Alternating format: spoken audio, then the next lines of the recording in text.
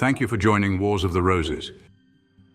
As we continue with part 46, Robert Fludd, Book 7, Some Christian Students of the Kabalah from the Doctrine and Literature of the Kabalah by Arthur Edward Waite. 9. Robert Fludd. The name of Robert Fludd stands high among the occult philosophers of England. He was a man of wide learning, of great intellectual ambition, of exalted spiritual faith. He was also an experimental scientist of no mean order. If we add to this that he is an accessible figure, not too remote in time, and that a short pilgrimage in Kent will lead us to the lovely country house in which he lived and died, it will not be difficult to understand the fascination which he has exercised on many who, for the rest, have never dared to stir the dust from his folios. I've already had occasion in more than one work to account for this Kentish transcendentalist, and as there is only a single mystery in his life to which no one is likely to bring light, I shall not need here to retrace ground that has been traveled. The one mystery is whether he did ultimately enter the fraternity of the Rose Cross. It is clear from the tracts which he wrote in defense of this order that he had not then been initiated into its mysteries. Perhaps so much energy and devotion earned that reward in the end, as there is ground for supposing was the case with his friend Michael Meyer, who espoused the same cause in Germany.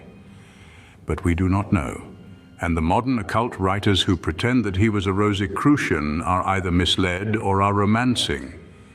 His connection with Kabbalism is, however, the only point with which we are here concerned, and as to this there is no doubt of his proficiency, for he occupied himself a great deal with vast cosmological hypotheses, which were drawn to some extent from this source. He was 40 years of age when the Rosicrucian controversy first gave opportunity to his pen, and the Compendious Apology, which he then published in reply to Libavius, a German hostile critic, exhibits his Kabbalistic studies. I must add also that it gives evidence of his besetting intellectual weakness and inordinate passion for the marvelous, which leads him to dwell unduly on the thaumaturgic side of the Jewish secret knowledge. Having given the usual legend of the tradition, its reception by Moses from God, and its oral perpetuation till the time of Esdras, he divides the Kabalah into two parts: that of cosmology, dealing with the forces operating in created things, both sublunary and celestial, and expounding on philosophical grounds the arcana of the written law. This division, he observes, does not differ materially from the natural magic in which Solomon is recorded to have excelled, and he adds that the magical powers of natural things concealed in their center can be brought forth by this species of Kabalah. The second division is entitled Merkava, which contemplates things divine, angelical powers, sacred names and signacula. It is subdivided into Notarikon and Theomantica. Notarikon treats of the angelical virtues and names, of demoniacal natures and of human souls. Theomantica investigates the mysteries of the divine majesty, of sacred names and pentacles. Those who are proficient therein are invested with wonderful powers, can foretell future things, command entire nature, compel angels and demons, and perform miracles. By this art, Moses worked his various signs and wonders. Joshua caused the sun to stand still.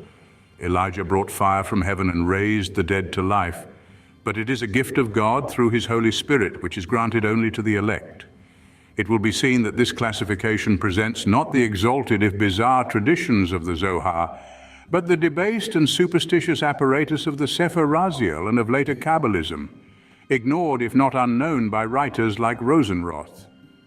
In the vast folios which followed the Compendious Apology, the Kabbalistic connections of Fludd's philosophy are implicit and suggestive rather than patent and elaborated, and I think are positive proof that he had no acquaintance with the Zohar. In his Cosmology of the Macrocosmos, which deals with its metaphysical and physical origin, he has recourse chiefly to the Platonic and Hermetic writings. And although many other authorities are cited, nothing is borrowed from the Kabbalists, except indeed the Tetragrammaton, which figures within a triangle in one of the illustrations. The complementary treatise on the microcosm recalls Kabbalism in its doctrine of angels and demons. Slight correspondences may be traced in his other writings, but they indicate no real knowledge. In discussing the properties of numbers, i.e. the Sephiroth, and the divine names attributed to them, the diagram which accompanies the remarks shows that he misconstrued totally the Kabbalistic scheme of emanation. So also some later observations concerning Metatron and the positive and negative sides of the Sephirotic tree suggest no special knowledge. When replying to Father Mersenne, Fludd defends what he terms his Kabalah, but the term is used loosely and has certainly very little to do with the Kabalah of Jewry. It may be observed in conclusion that the Kentish mystic was preeminently a Christian philosopher, and like other subjects, that of the esoteric tradition in Israel was approached by him from the Christian standpoint. Thank you for watching, and please don't forget to share, like, subscribe and comment, and if you can, please consider donating to Wars of the Roses. Links to PayPal and Patreon are in the description. Thank you so very much.